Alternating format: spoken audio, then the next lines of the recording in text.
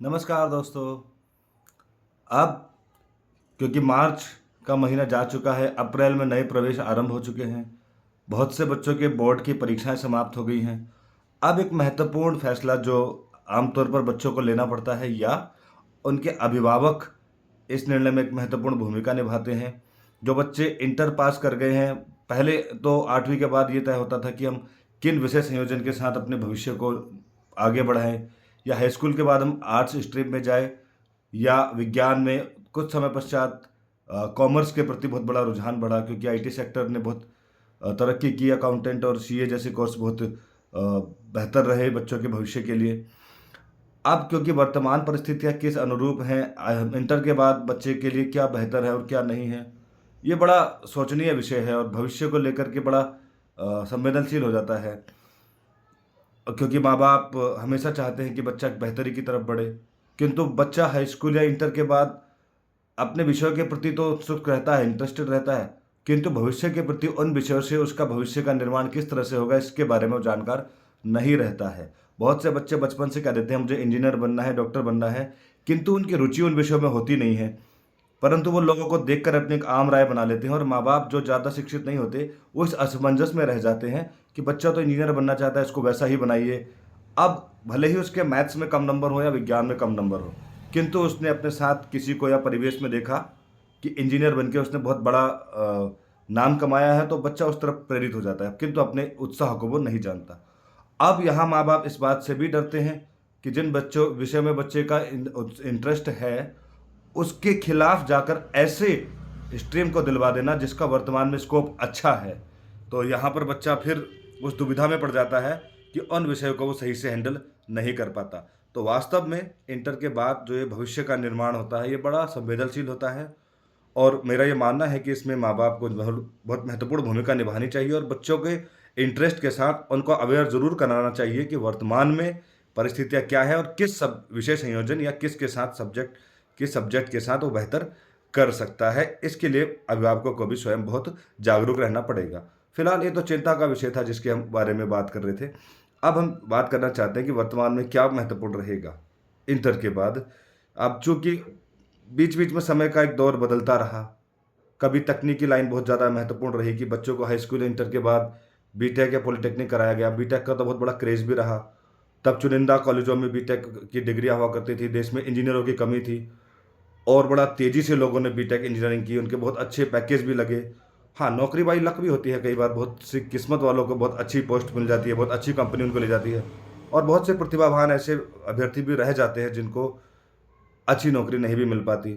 बहुत से ऐसे व्यक्ति जिनके रेफरेंस अच्छे होते हैं, पकड़ अच्छी होती है, वो भी अच्छे कंपनीज़ में जा पाते हैं। प्राइवेट कंपनी भी चाहती हैं अच्छे अभ्यर्थी को लेना, किंतु वो वहाँ तक उनकी नहीं हो पाती, या मात्र कुछ समय के इंटरव्यू में उतना वो भाँप नहीं पाते। तो ये चीज़ एक अलग विषय है। फिलहाल मेरा ये मानना है कि इस समय पर क्योंकि बीटेक काफ़ी खर्चीला कोर्स भी है, इंजीनियरिंग लाइन की बात मैं बात करूँ, यदि बच्चा वास्तव में इस स्तर का है कि वो AEEE या जेईई से ऊपर बहुत अच्छा उसमें कर सकता है, तभी इसमें प्रवेश लिया जाए। ये बहुत ही खर्चीला कोर्स है और इसमें बड़ा कंपटीशन अब हो चुका है। इतने ज़्यादा कंपटीशन हो चुका है कि इसमें आम राय हम अपनी रख नहीं सकते। तो ज़ाहिर-सी बात है कि बीटेक तो ज़्यादातर वही लोग करा सकते हैं जो साधन संपन्न हैं, या बच्चे का उत्साह उसमें बहुत अत्यधिक है। अदरवाइज़ बीटेक एक फैशनेबल डिग्री अब नहीं रही है, जैसे पहले एक दौर बना था कि हर किसी को बीटेक कराना था, या बीटेक करा के बड़ा गर्व की अनुभूति कर रहे थे, वो चीज़ अब इसमें अंदर नहीं रही है। क्योंकि वास्तव में अगर आप 7 या 8 लाख रुपए खर्च करने के बाद 20-22 हज़ार के मंथली पैकेज में जाएँगे, हालाँकि मैं ये नहीं कहूँगा सबके साथ, अधिकतर के साथ इस तरह से हो रहा है, क्योंकि मार्केट में कॉम्पिटिशन बहुत बढ़ गया है। तो मेरा सीधे से यही मानना है कि यदि आप बीटेक के कोर्स कराना चाहते हैं तो आप साधन संपन्न रहें और बच्चे का उसमें उत्साह भी बना रहे। साथ ये भी आपको देखना है कि उसका मैथ्स और विज्ञान के प्रति क्या इंटरेस्ट है। बच्चा अगर ये कहता है मुझे बहुत इंटरेस्ट है, तो जाहिर सी बात है कि उसके मार्क्स आपको ज़रूर देखने चाहिए, तब ये डिसाइड करना चाहिए कि ये वास्तव में सत्य है। फिर उसके बाद उसका ट्रिपल ई का एग्ज़ाम ज़रूर निकलवाइए। वहाँ यदि अच्छा करता है तो वास्तव में फिर आपको उसकी रुचि के अनुरूप ही चलना चाहिए, क्योंकि हो सकता है कि उसमें वो सरकारी कोटे से बेहतर विद्यालय में भी प्रवेश पा दे, जिससे आपका खर्चा भी बच जाए। अन्यथा की स्थिति में आप अन्य विकल्पों पर भी विचार कर सकते हैं। दूसरा, क्योंकि अब इंटर के बाद ये तो साइंस स्ट्रीम की थी बात, सबसे बेहतर और सबसे ईजी और सबसे सरल कॉमर्स की लाइन हो गई थी, क्योंकि अकाउंटेंट और सीए आमतौर पर जो बड़े बड़े शहर हैं मुंबई, दिल्ली, नोएडा या इस तरह के बड़े बड़े शहर, वहाँ अचानक से कॉमर्स का बड़ा क्रेज आ गया, सीए और सीएस की संख्या बहुत बढ़ने लगी, क्योंकि ये आईटी सेक्टर में बहुत बेहतर करने लगे थे। हाँ, बीटेक की इंजीनियरिंग की लाइन में भी मैं आपको बता दूं कि सीएस और आईटी सेक्टर बहुत अच्छा काम कर रहा है। यदि आप प्रोग्रामिंग में अच्छी पकड़ रखते हैं, सी प्लस प्लस, जावा के अतिरिक्त अन्य अनेक तरह की प्रोग्रामिंग आ गई हैं, तो जाहिर सी बात है कंपनी आपको आराम से चयनित कर सकती है, आपके इंटरेस्ट के ऊपर बात है। तो सीएस आईटी सेक्टर वहाँ बहुत अच्छा ग्रो कर रहा है, खासतौर पर केमिकल, मैकेनिकल, इलेक्ट्रॉनिक तो विशेष तौर पर इतना ज़्यादा बेहतर नहीं कर रहा है। इलेक्ट्रॉनिक की सीट्स बहुत ज़्यादा हैं और उसमें बहुत ज़्यादा बेरोजगार भी वास्तव में घूम भी रहे हैं।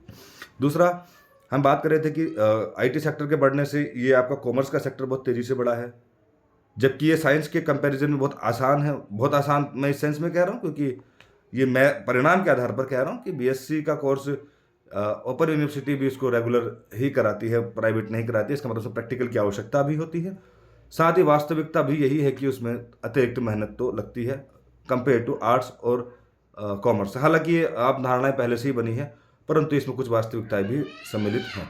तो कॉमर्स लाइन जो ये बड़ी बड़ी शहर हैं उसके बहुत अच्छा फल रहा है, वहाँ पर आप निश्चित तौर पर कॉमर्स में जाते हैं तो सीएस या सीए जैसे कोर्स यहाँ पर आमतौर पर चल भी रहे हैं।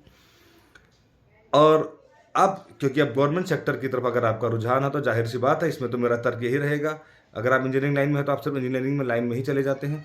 आप बीए, एमए या कुछ भी तरह का कोर्स करिए ग्रेजुएशन के हिसाब से, मेरी सलाह रहेगी कि आप उसको ओपन से ही करिएगा और बाकी 3 साल या 4 साल आप अपना यूपीएससी स्तर की तैयारी में लग जाइएगा। निश्चित तौर पर आप किसी ना किसी सरकारी नौकरी को अवश्य प्राप्त कर लेंगे।